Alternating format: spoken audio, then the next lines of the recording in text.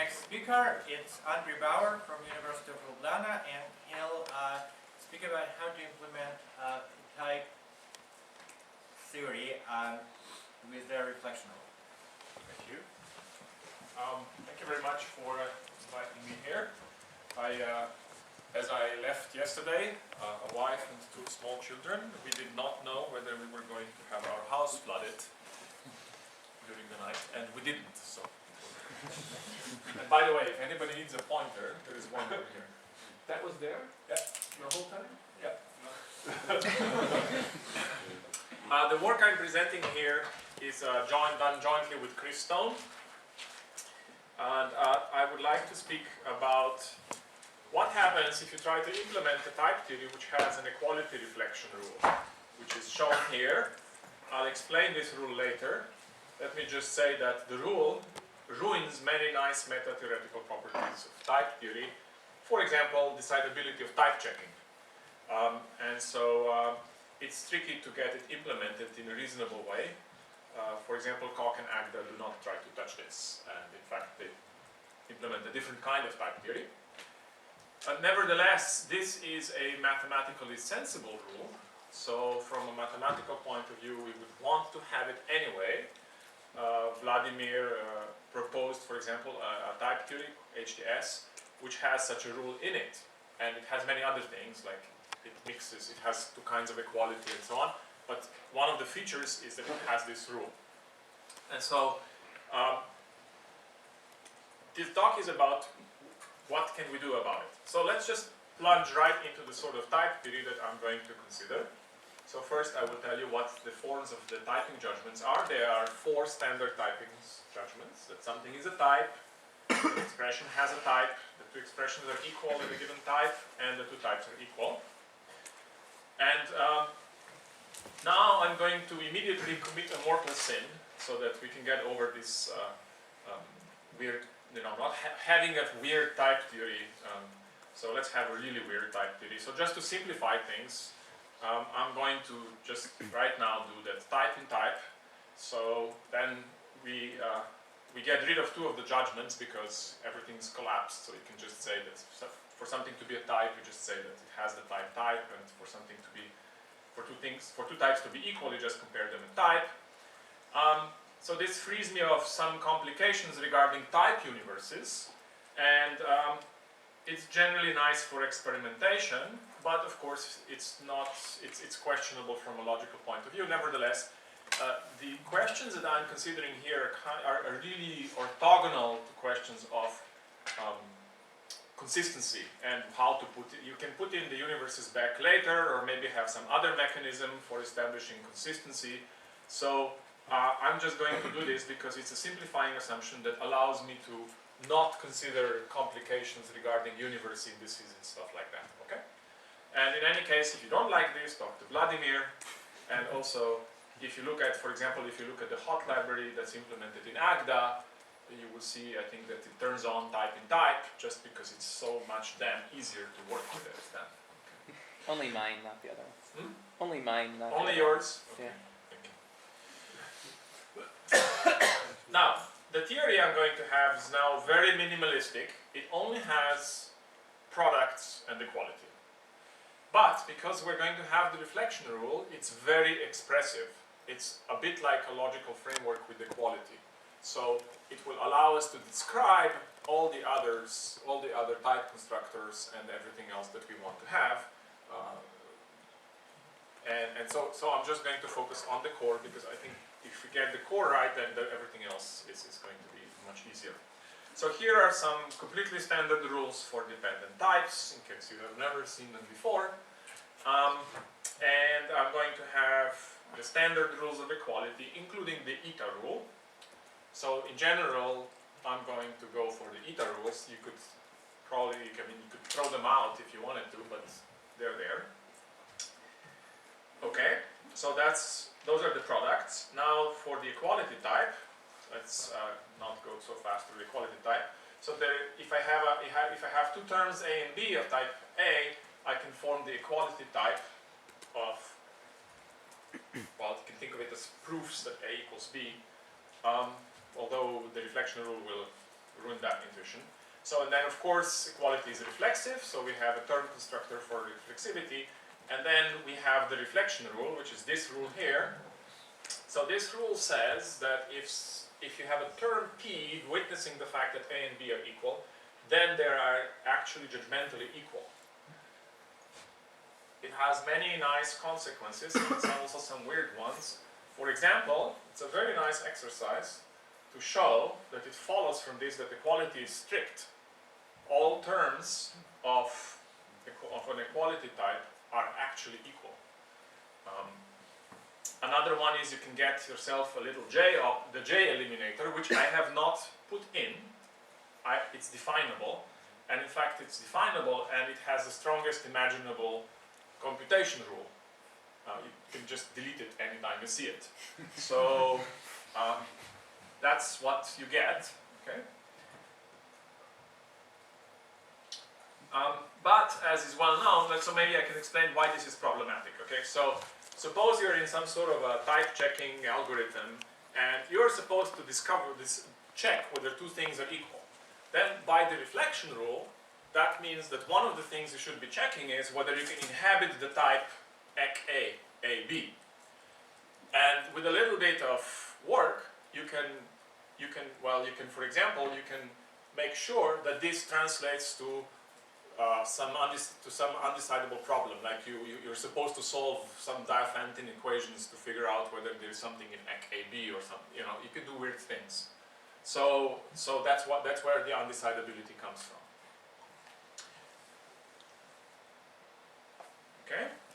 Now, the type theory, as formulated right now, does not really tell us how to implement any algorithms. So our basic typing judgment, if you look at the inference rules and the equations, well, some of the equations, they kind of sort of have a direction, but maybe the eta rules, it's not so clear what direction to use. And also, if you look at just the typing judgments, what are they? What is if we think of them as algorithms, then, you know, it looks like we have to always provide the type and so on. So anyhow, in order to get more algorithmic content here, we are going to now rephrase the type theory. And what I will do is completely standard, but I want to tell you about it because I think it's useful to know a little bit about it. So I'm going to use bidirectional typing and look at that. Okay. So the first thing we're going to do is to turn everything into something that looks like a notion, that's something that is like computation, something where you can read off the algorithms that you're supposed to be running. The first thing I'm going to do is I will replace the typing judgment with two judgments. They both mean A has type A. But the rules for them will be written in such a way that what's input and what's output is different. Okay? So we're going to have the first one is called the synthesizing, and you can think of it as this, as A is the input, I should have called it E. So the little a is the input, that's the term, and the capital A is the output. That is to say, the first one computes the type of a term. The second one, both A's are the input. So you take the term and the type, and you want to check that A has type A. So upon successful completion, you know that the little a has type A. Notice how this is moving closer to what the proof system actually does, because humans expect that the proof system will actually compute types. You don't expect that you will always have to provide the type for the proof system. But it's very easy to see that what I'm doing is sound, because you take the typing derivations, it's very easy to translate them back to the old system. So what do the rules look like for these two judgments? You have to think about what's input and what's output. So again, the way to think about it is, you think of it as, here we're going to get the type out of the term. That's how I imagine it. And here you're going to check whether this type fits onto that term. And so these are both inputs, and that's outputs. That's output. You will see other formulations where they use up arrow and down arrow, where you imagine whether the types are moving up or whether they're coming down. I can never remember which goes which way, so this is how I remember it. You somehow are able to imagine moving left or right. Yeah, but up and down is difficult to read. Yeah, I can't do the two-dimensional swap. Okay, so here's one rule. This is the one that connects the two kinds of judgment. So if you want to, one thing you can do is, if you want to check that E has type B, you can compute the type of E, and you get out some type A, and then you verify that they're equal. In fact, in the system of the rules that you use for the bidirectional typing, this is the only place where equality appears. Every other rule is without equality, so this is the only one. So that means that we have good control of when equality happens. It only happens when you switch from one mode to the other mode, and that's when you have to check. So this is already quite useful. Yes? I noticed that you're slipping in a context-free notion of equality. Yes, Do you want to comment about that? Yes, I can comment it. There is a missing gamma here. That wasn't what I was expecting. You give me too much credit. But you certainly cannot in this system. You certainly cannot talk about contextless. No, that was what I was worried about. Yes, yes. It was a trap, you know. Yeah. Yes. Okay. So so that's one rule. Let's look at a familiar rule and see how it changes. So here's the rule for application. So on application, how do you synthesize the type of an application? So I have E1, E2, I'm supposed to compute what the type is.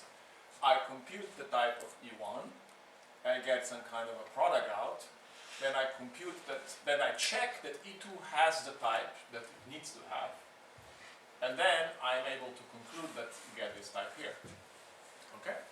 But now, so this is the rule, but it's written badly, because if you want to, it does not really make sense to prescribe the output.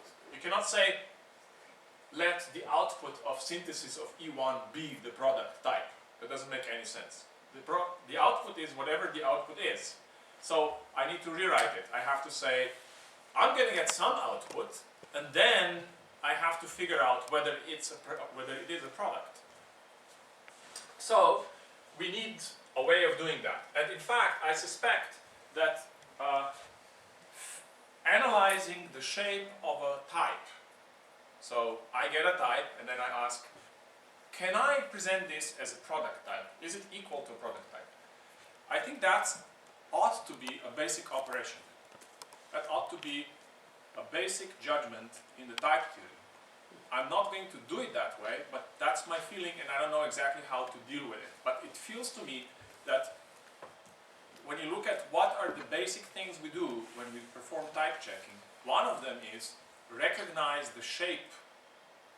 And recognizing the shape should not be mixed up with judgmental equality. Okay? Although I'm going to do that now because I don't have a better solution. But I feel like that recognizing the shape is an important thing that we have to pay attention to. Okay, so here's the next. So you want, sorry. Yes? You want to say that you want to write. Well, let me. Like U1 goes to A it's the next line down here. Okay. So I want to write this. Yeah. And how did you know it was C?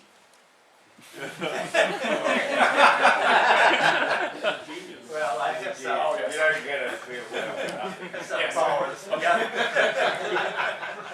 So what we want to say, yes, is exactly E1 goes to some arbitrary type C, and then we say, then we have to ask a separate question: is this C a product? So I think that's a basic question to ask, but I'm going to do it in a way where I say I'm going to introduce a new thing which says E weak hat normal form normalizes. It normalizes according to some meaning of normalizes into some E prime. And so the way you read this is you normalize C, you get an output, and then it has to be exactly this form. What's the sub A doing at that? Which one? Oh, I want to normalize at a type. When you have a the reflection rule, you can do really, really crazy things, and you stand no chance of normalizing anything with ignoring types. You have to have the type every moment. Yes?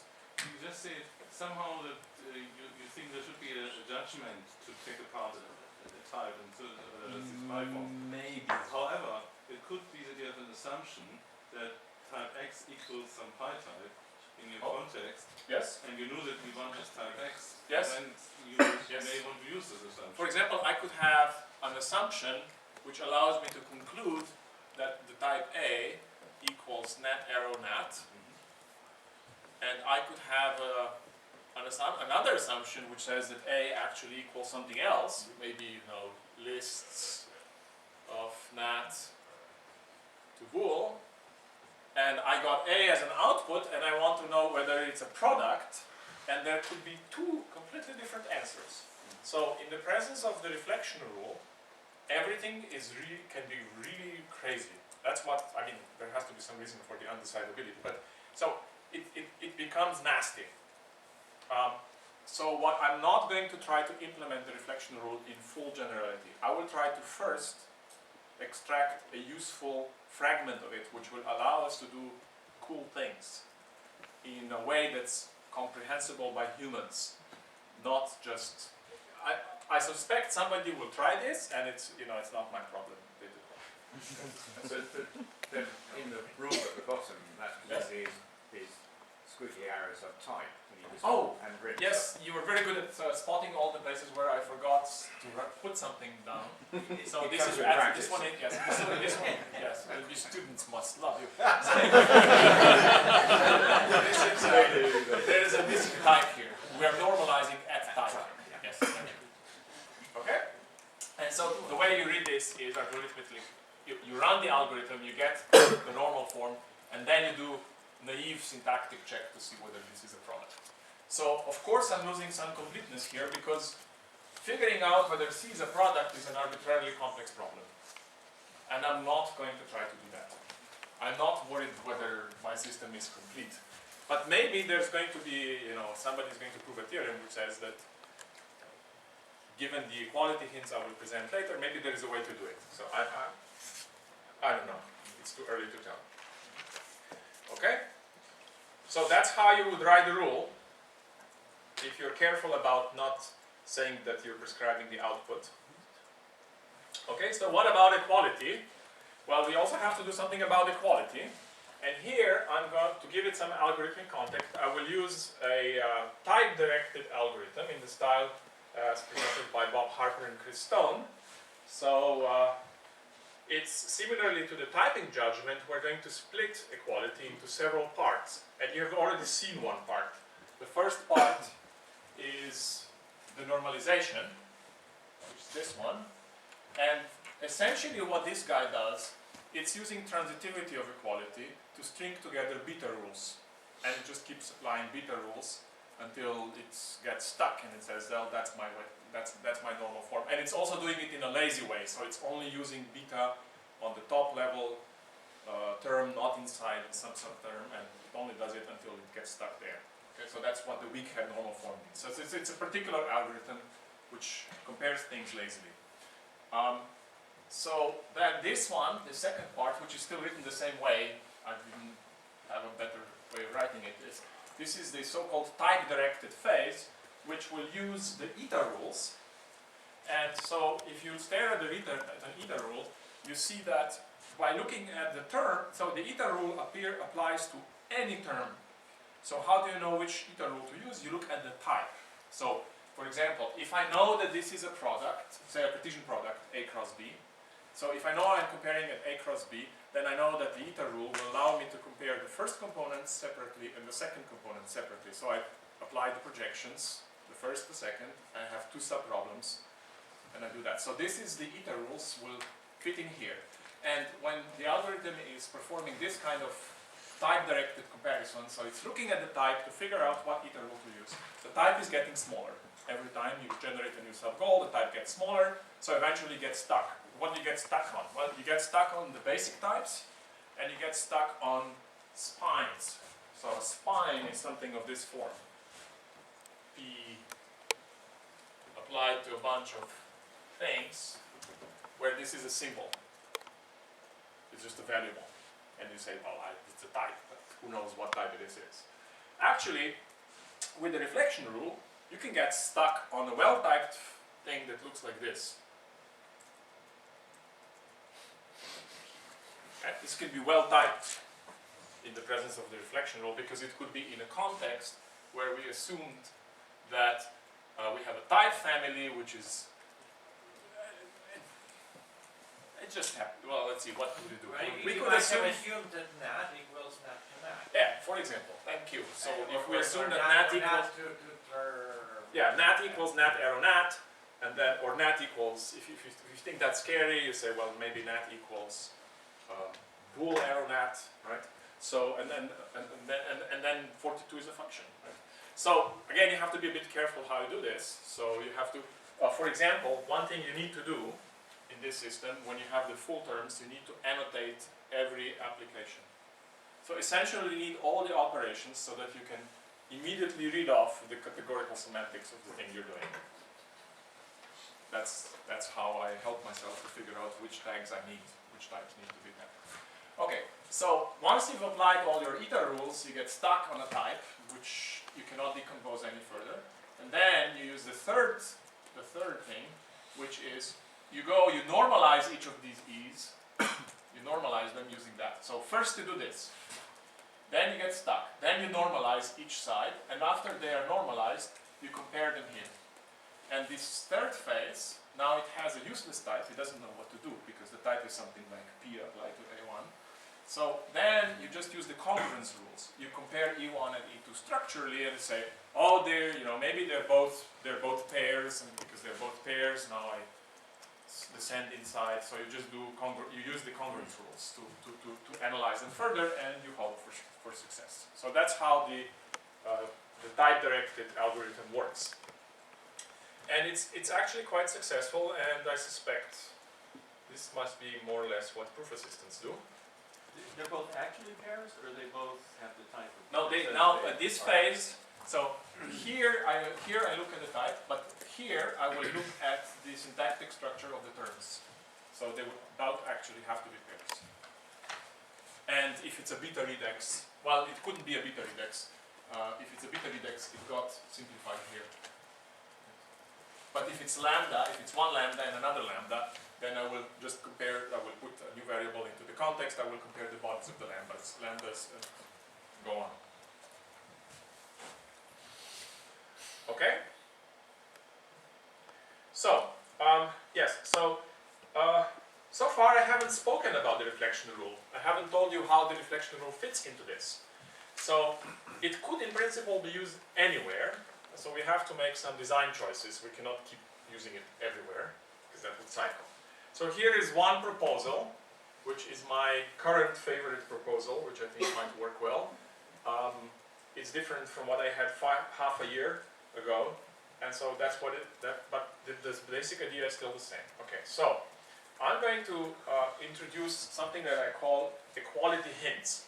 So there are going to be three kinds. So an equality hint is just a judgmental equality. So in practice, you would store these two terms and their type as a triple. Okay. So that's what an equality hint is. It's a thing like that. And I'm going to speak about three kinds of equality hints. Just straight equations, the beta rules and the eta rules, the beta hints and the eta hints. And so all together, all of them together, can be bunched into a triple like that. Okay? And now the next thing is I will annotate contexts with equality rules.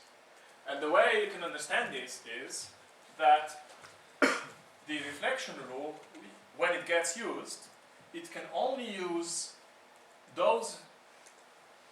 The reflection rule can only the reflections. We want to control what instances of the reflection rule to use, and the answer is those that are in among the equality hints and no others. Okay. I'm simplifying things a little bit because in order for this to make sense, since my intention is to use this as eta rules and this as beta rules, there will be some further restrictions on what the form of the equation is. For example, an eta rule, if it is really an eta rule, then it has to look like this. It has to be one variable, another variable, type, and here it has to be a type which is in an introduction form. So it has to be, you know, something like a product or a list. It cannot be an unreduced type. So there's some business going on here where if you want to have a reasonable system, you will have to be careful about what these things are. But it's not something I want to discuss right now. And so, for example, a beta rule. What would be a condition on the beta rule? The beta rules probably shouldn't generate new sub-goals. So an eta rule for products, what is, well, you know, it will give you this.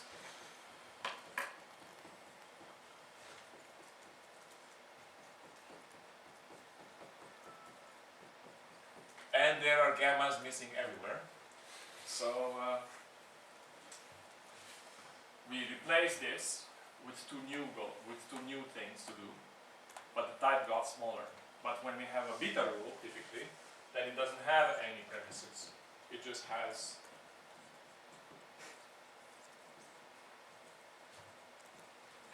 says, you see this? Turn it into that. Okay? But it's not something I want to get into right now. And here, by the way, the type is arbitrary typically. The general type. Okay? So the idea is that I will only be trying to use these hints that are here, not arbitrary ones. And then this, of course, this, I still have to Use them when doing what? So how do I use them? Okay? So I will now add 3 new rules, okay?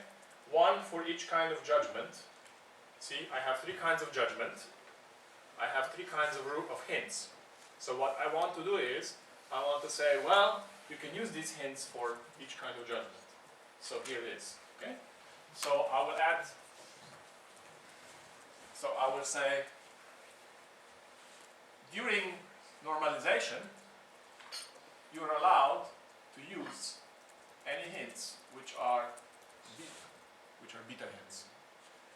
When you're doing the type construct, the type-directed comparisons, you are also allowed to use any hints which are the eta hints. I'm simplifying the story here because really what this should do is, if you look at this one here, so this will be a beta hint, okay? So somebody will give you a beta hint. What will be? Let me do one example. See what would really have to, what's really involved here. Okay, so how would you use an eta hint? So you could say, suppose I'm axiomatizing A cross B. So one of the things that I'm going to axiomatize for A cross B will be something like called prod eta. I will say there is, this will be an axiom, there is a term of this type. What's the type? Well, the type is pi A, B type pi x, y in A cross B A, the first component of x, the first component of y, arrow, x at b. So I will just write down, I will hypothesize this.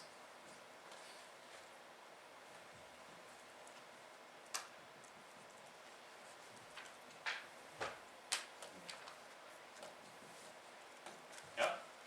So my system has to have something like that. And then, by a mechanism I have not described yet, it will be possible to introduce this as an eta hint.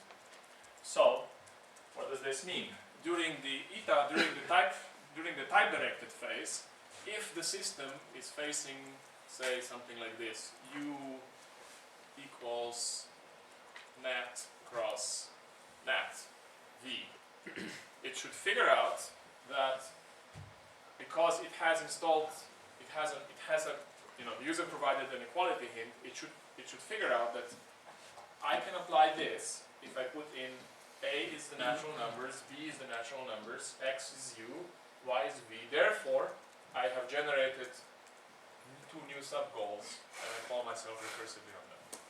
Okay. So here you would really need a more complicated structure where this is some sort of a pi statement like that, a pi type like that, and then you have to do pattern matching. It's not going to be easy, and I don't want to explain this right now, but I think it's going to be perfectly doable. Okay, so that's for the etas. For the betas, it's much more straightforward because you don't generate subtypes, and you also allow checking of any kind of equation once the terms have been normalized.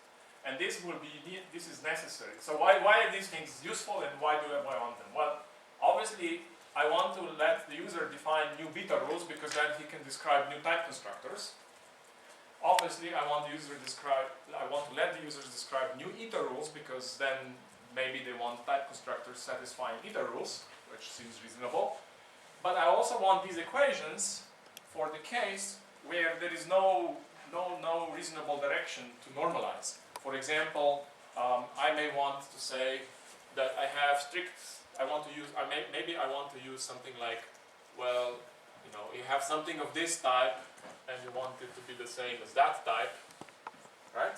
So for natural numbers, and so for natural numbers you can show by induction that this holds first of all for the propositional type, then because natural numbers are decidable, you can turn it into an egg type, and then by reflection you want to introduce it. So, and this is the sort of checking which will be necessary to deal with complicated constructions, maybe like semi-simplicial types. That's exactly where we would want to check that n plus 1 equals 1 plus n. And so the way you do that is you observe, well, this is a normal form, because what is this? This is really something like plus n1, and this one is plus 1n. Plus is a primitive, is a constant. It's not defined as anything, or maybe even if it is defined as something, maybe this resolves into some sort of a recursor, but then again it's going to be in a normal form because it won't make any progress. Oh, we have to be careful. Just the right one. Just the right one, yes. So this is something that Chris and I have been thinking about, and we may have to compare also things which are not normalized. Maybe before you do anything else, you compare two things whether you have exactly the equation you want. So very likely the equality algorithm might have to have, you would have hints which say, before you do anything else, check if you have precisely the hint that you need. And that might actually recover completeness. That might actually allow the user to always specify exactly the hint that is needed in the extreme case. Okay, so let's see, where am I? Yes? It's confusing that over here you were trying to prove establish judgmental equalities, and then suddenly the hint involved the eq type. Yes, so And I it will, doesn't seem to address. I will show you how to go from here to there, okay? Because right now, so far there is no mechanism for controlling these e's. There's nothing that lets me specify the e's. I just say there are some e's, but they are always the same and they don't change. So I need to have a mechanism for changing. So what would this mechanism look like? Presumably, the user would want to say, and by the way, now you're going to use this hint because I know it's going to be useful. Yes? The beta hints are all the new beta equalities. Yes. Like the beta equality for pi, it always holds. The beta, yes. Well, at the very least, I would build in the pi's. I only have pi's and equations to start with. So anything else you would add. Yeah, you need the original beta to be there.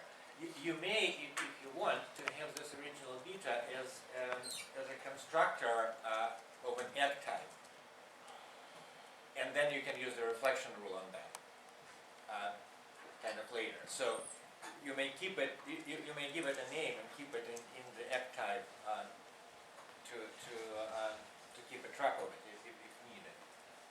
But one needs to have it. So what we need to do exactly what Dan asked, which is, user is going to have something, the user will say, well, I hypothesize or I postulate such and such constant of type ek.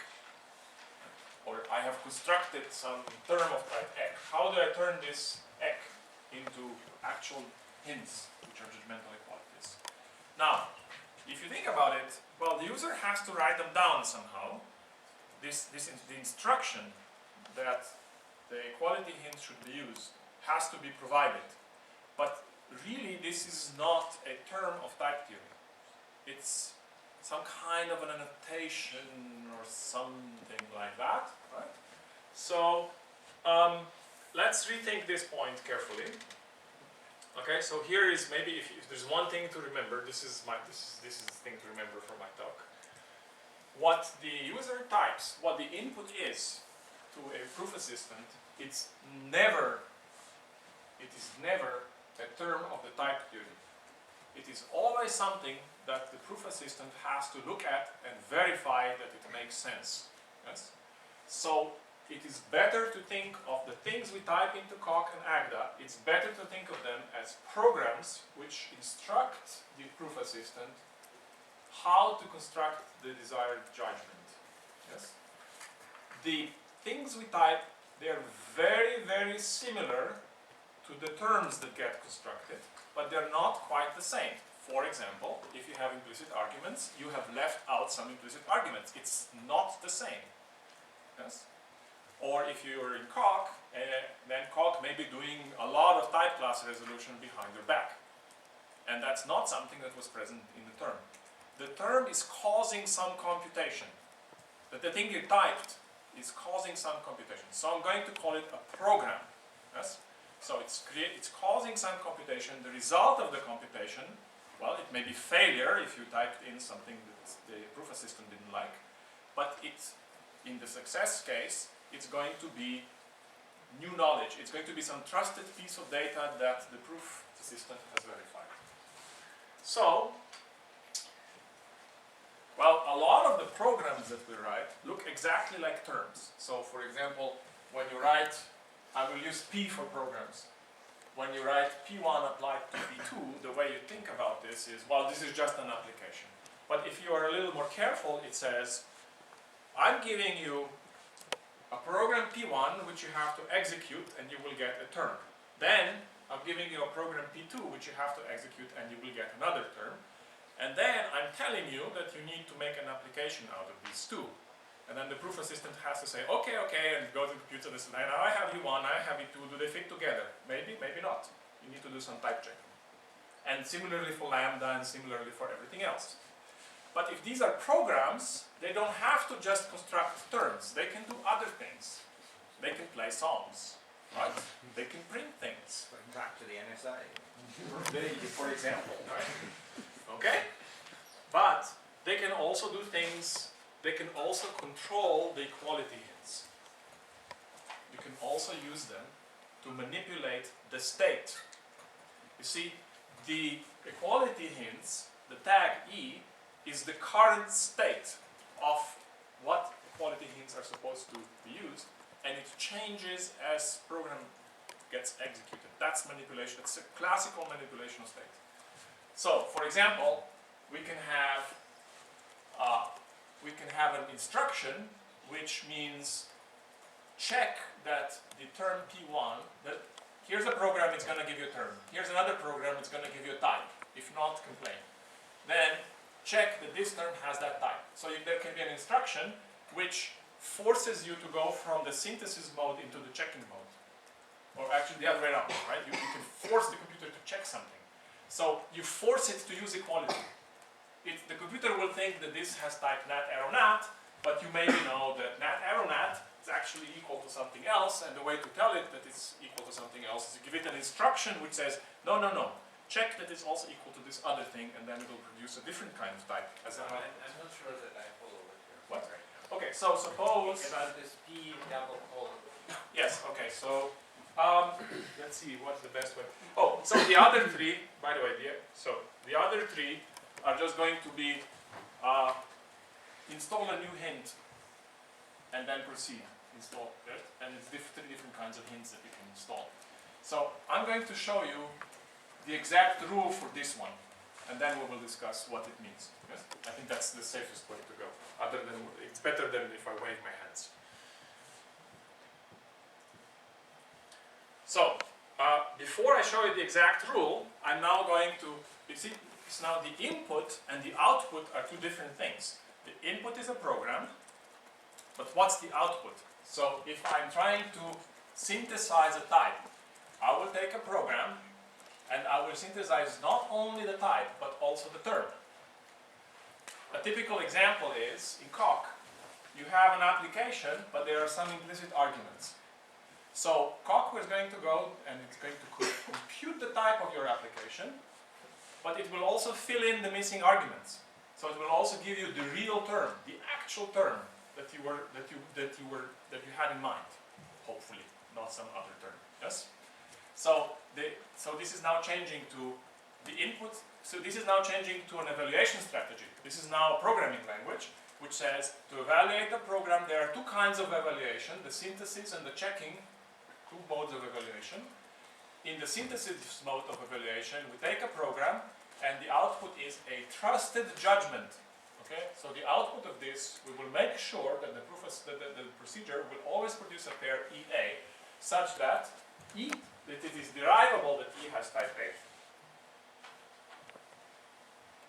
So this one is program P evaluates to a pair EA such that EA is derivable. That's our correctness criterion. We want that to hold.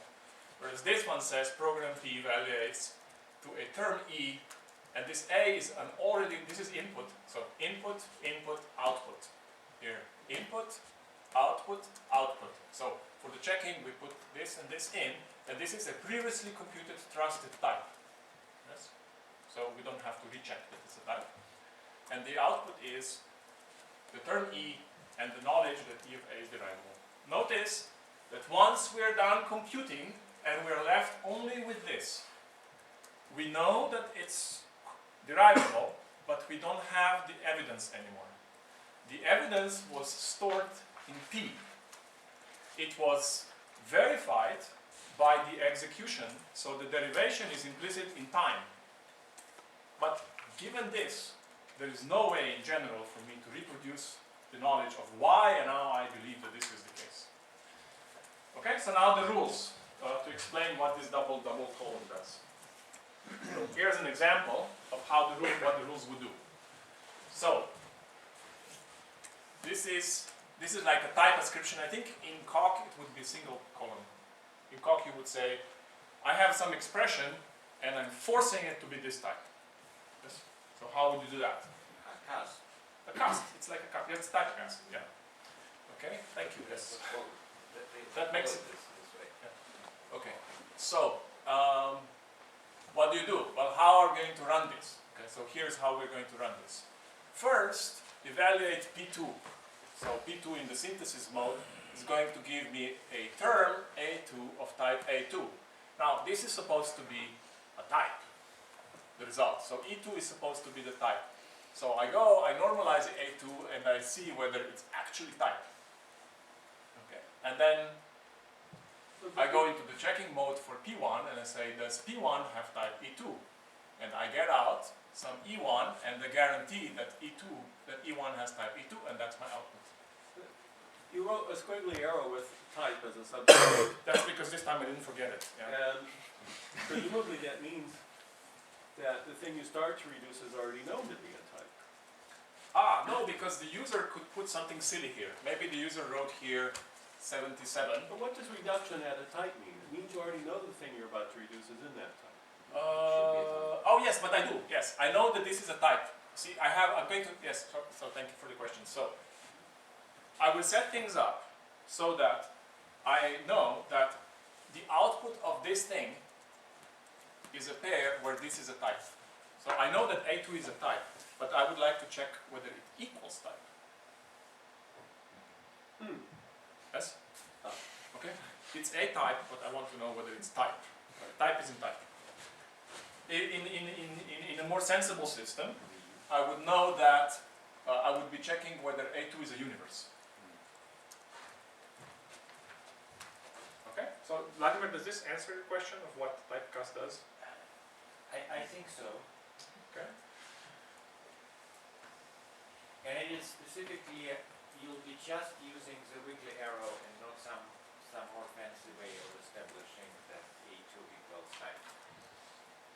think so. Maybe we could. I think it's a design question. So maybe we will see. Maybe the right way to do this is to always first check whether maybe there is an equality hint which matches precisely the thing I'm trying to establish. So if the user goes to the trouble of proving that A2 equals type and then installs that hint, I will use it because it matches exactly the thing I want to do. When I'm trying to check an equality, this is trying to check an equality. When I'm trying to check an equality, that's the proof irrelevant part of the derivation. It doesn't matter which reason I find. I just have to find a reason. So there may be 17 hints and maybe my algorithm would work. It doesn't matter. I just need to find one. So it would be safe to first check just the hints. Okay, so how would we install hints? Okay, so suppose somebody says install a new beta rule P1 and then proceed with the computation of P2. Well, okay, you go, you calculate P1, you get a term and a type, and then you say, well, if this is the case, it better be the case that this is an equality type. So you go, you normalize it, and you say, well, yes, okay, suppose it's this equality type. What's the hint we're going to install? Well, among the beta rules, we will add the hint that E1 equals E2 at A. Notice we forgot E0. Well, that's okay, because in the reflection rule, you forget the proof that two things are equal. So we forgot it, we just remember what are the things that are equal. We don't need this E0 anymore. So this is where the forgetting comes. So if you're not, this is why I cannot reconstruct afterwards. I don't have E0 anymore. And then, well, after that, I proceed with P2, but with an extra equality hint. I get an output, and that's my output.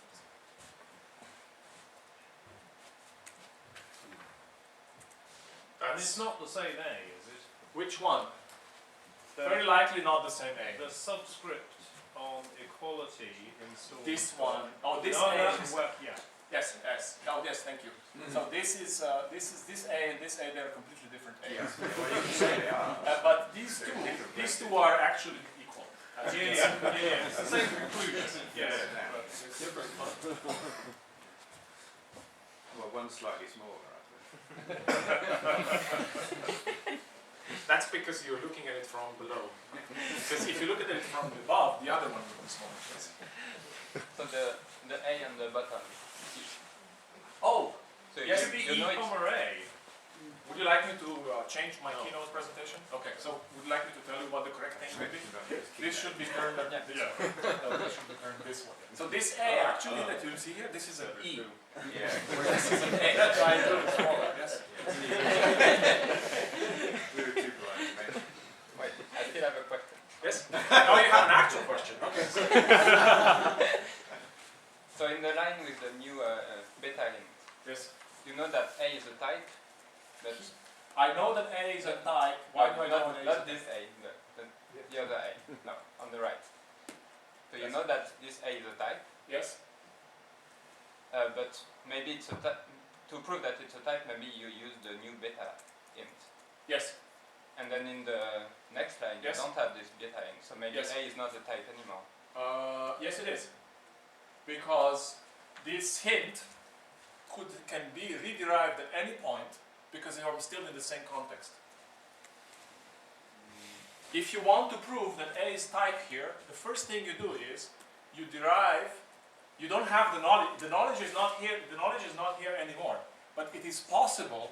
It is still possible to derive this term. See, E0A. The fact that E0 has type A is derivable in gamma. Therefore, if I want to prove that A is type in gamma, I can do that by deriving this in gamma. It's derivable by the fact that it's an output. I derive it again, use the reflection rule again. Right? So I can redo the thing if I have magical knowledge. So when you synthesize a type, it might not be trivial why it's a type. Yes. You know it's a type. I know it's a type, but I don't know anymore why it's a type. Yes. So I could be facing 42, and somebody just convinced me that 42 is a type, but I don't remember how it went. That's the answer to everything. It's the magic of the reflection rule. Okay, I think we're almost done here. So if you want to explore I have an implementation. Chris and I have an implementation. It's on GitHub. So there are two branches worth paying attention to. One is the stable branch. It contains a slightly older version of this, which has equality hints, but it only has betas. Okay. There are no eta rules, and it has general equality hints as well, but no eta rules. Eta rules are tricky. It also has built-in dependent sums, so you can do a bunch of things.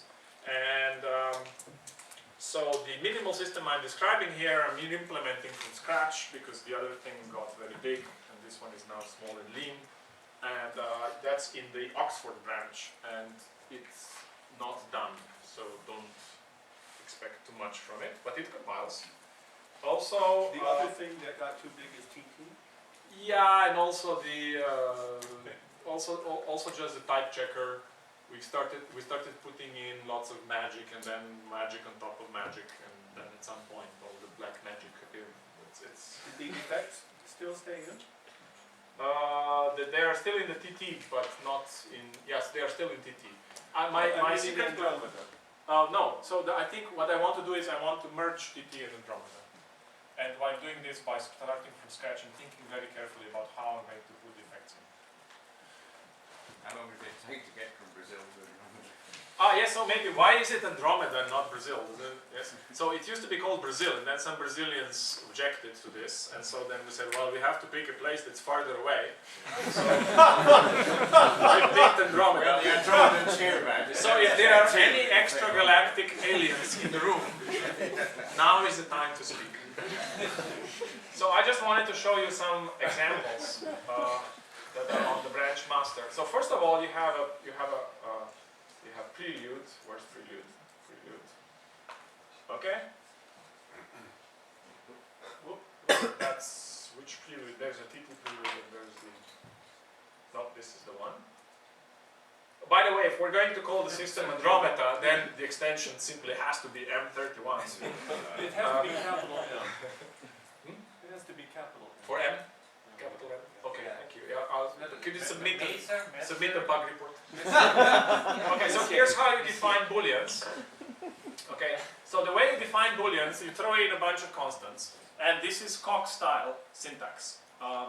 So if you speak Coq, you should have no trouble reading it, except for the weird rewrite stuff. Okay, so let's suppose, so this is still the old version. The old version has universes, and there are fibered universes and non-fibered universes. It's like the HTS system. So I'm just going to pretend here that type is the first fibered universe, just for simplicity. And so the booleans, you say, well, there is a type bool. This is old because we're on the master branch? This is the on the master branches. Okay. So there is a type bool, and there are two constants called true and false. And there is an eliminator, which is the eliminator you would expect for booleans. And then you want some equations. Now, equations, the strict equality is written as double equal. That's ek. Okay, so one of them would be for all p, x, y.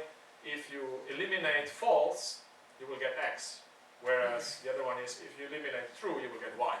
Well, actually, it's the other way Oh, the other way around. The other way around. Because you have to think of it as if then else. So if it's if then else, then x is the then branch and y is the yes. Okay.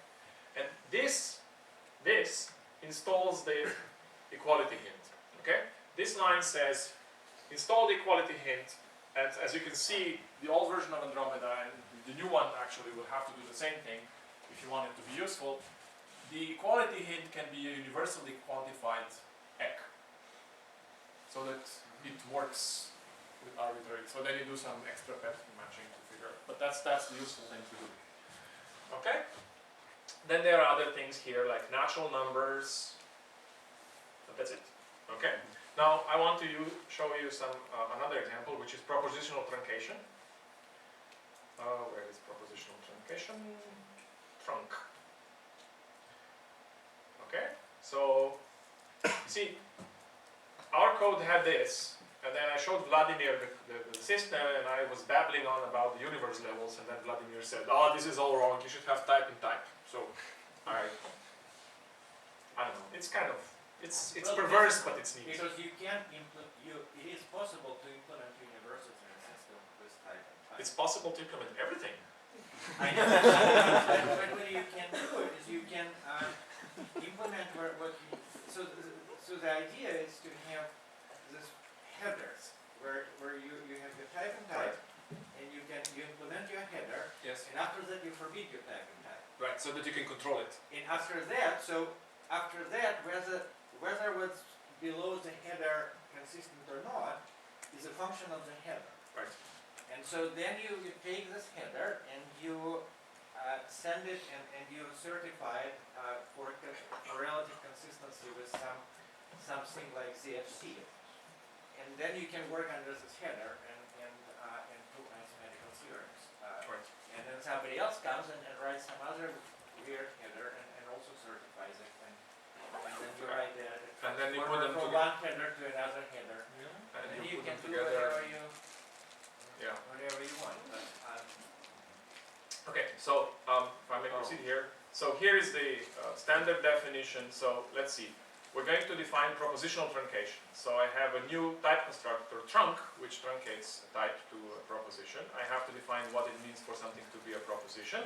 And notice that here I'm using the propositional identity type. Okay.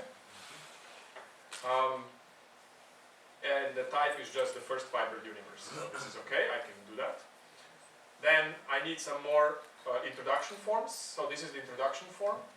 It's just the map, the universal map from A to the truncation of A. And then I have the statement that when I truncate, so an axiom that when I truncate I actually get the proposition. Okay?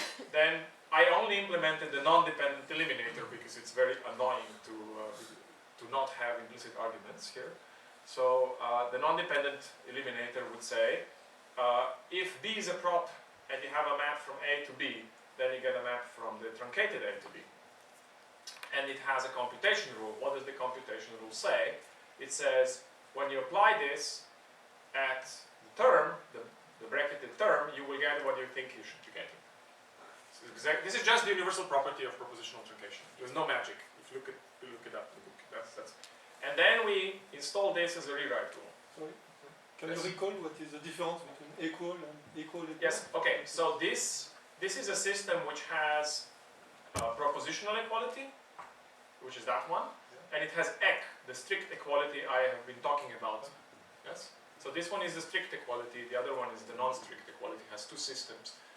In fact, the minimal system is expressive enough so that you can actually get the propositional identity type as well, but you have to be careful how you do it. You have to have a notion of fibers, you have to introduce fiber before that. So anyhow, I have both here, okay? So then we go on and then we have to define contractible types. So what am I going to do with this? I'm going to show that the truncation of the booleans is the interval. Okay, so it's a completely standard thing now, from now on. Let us just observe that this was the only equality type I needed. I installed the equality rule, the beta rule for propositional truncation, and after that, here are some dependent sums, these are records. You mean the only hint? Or That's the only hint, and then it just computes. And then somewhere out here, down, down, down, down, down, down, down, down, down. Well, where's the interval? There it is. The interval is the truncation of bool. 0 corresponds to false in the truncated sense. 1 is the true, and the segment is the fact that, well, this trunk is prop business. Okay, and so down here we have the definition of rec I0, and where is it? And the definition of rec I1, which show that we have, first of all, we have the eliminator. This is the eliminator. It has the correct type. It says, if you have a type A, and you have 2 points A and B in A, and then the point, you have a path from A to B, then you get a map from the interval. So it has the correct type. But I also want to show that it has the correct computation. So for the correct computation, I want to show this strict equality. It's okay. You just say REFL, and then essentially, the proof of this is REFL, like in Agda, where every proof is an error. Either it's REFL or it doesn't work, it seems. It's just REFL, and then the system uses the installed computational to figure it out. So I'm going to finish here. Thank you.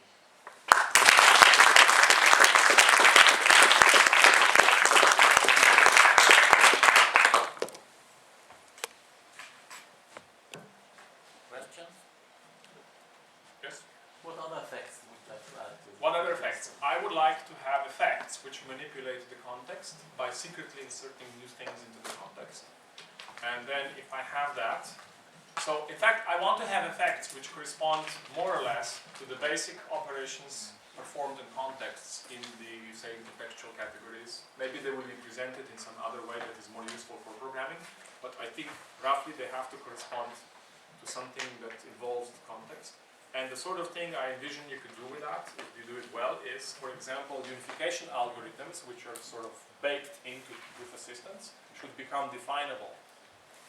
There should be a program which that performs unification for you. So really you build everything on the top of the minimal system, and then all you need is to prove this correctness guarantee that you will never derive an invalid thing. And you know that everything that's going on is okay. You don't have to worry about the unification algorithm bug in your camel code.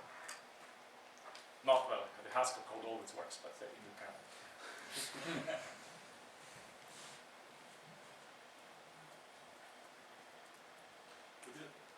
We have some tactics to just generate implicit parameters. Yes, I think so. So I would really like to stay with this idea that I have a minimal system with a minimal programming language, which then implements all the usual techniques. I think that's the way to go. I don't want, we have to somehow break free from the complexities, the increasing complexities of proof assistance as sort of monolithic systems. I think that's you know, you can handle the complexity, but then after a while it gets too much. If you look, it's very interesting to look at how the hot library in Coq, if you look at the issues, what sort of things we talk about. 2 years ago we were talking about homotopy type theory. Like how would we, how would we do this? How are we going to formalize homotopy? Like, what's the mathematical content? What theorems do we need? How do we organize? Now we're just talking about, in this line here, why does it now take 4 seconds when we compiled with the new trunk of the Coq? And in this other line here, now that Mathieu Sozo installed something else in the latest version of Coq, now the type resolution doesn't, the type class resolution does something unexpected. So every discussion is like that.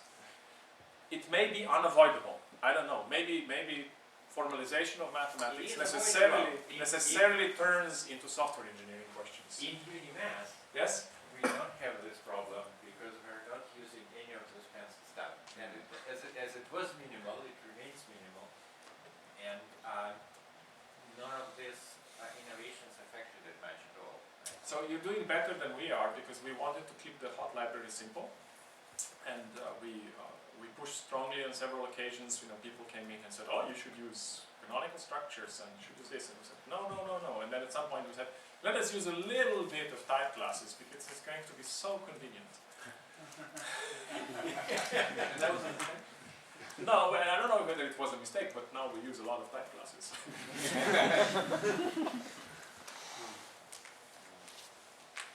So I suspect that formalization of mathematics is essentially software engineering. It's got to have the same kind of feel and the same kind of problems.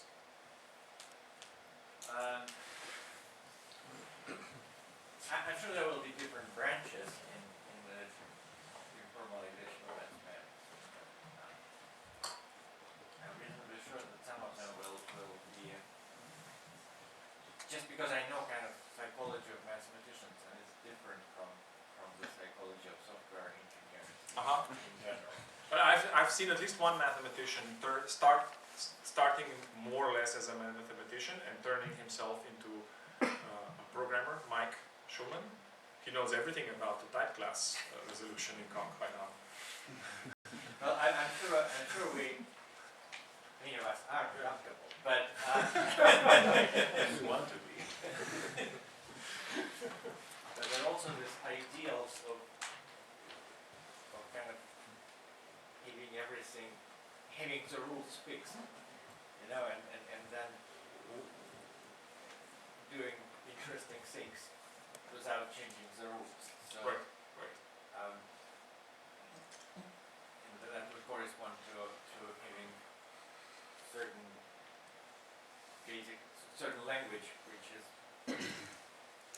fixed underneath, which may well be. Yeah, I know. I do want to have a fixed language underneath. I worry about the complexities that people will put on top of it. I think it will be unavoidable that they put complex things on top. But have you, We should probably stop. But the session share hasn't stopped yet, so it's okay, no, I'll ask you separately. okay. Okay, thank you. Thank you.